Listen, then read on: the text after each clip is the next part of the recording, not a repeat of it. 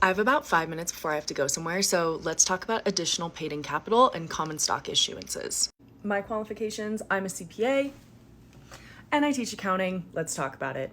If you're a public business and you want to raise capital or get money, there's basically a couple ways to do it. You can issue bonds, you can take out debt, or you can issue common stock. Issuing stock is when you are giving away a portion of your business to the public in exchange for cash. So shareholders or potential shareholders, they're going to give you money in exchange for this portion of the company that they now own, and they are entitled to a cut of those profits.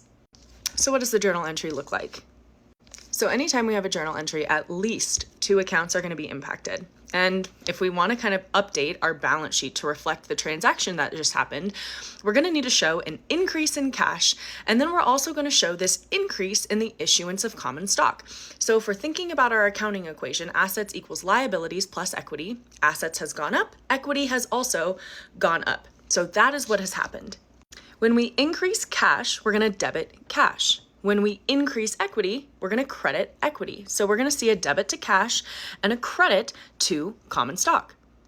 Now, where does additional paid-in capital come in? Commonly abbreviated as APIC. So most common stock, or pretty much all common stock, has what's called a par value. Sometimes companies have common stock at 0 par value, but typically par value is going to be a really, really low number, generally cents. But to keep things easy for this example, let's say par on this stock is $1. Really important note, par value has nothing to do with the market value of this stock. So when you issue common stock as a company, you are going to record the common stock on your balance sheet at the par value.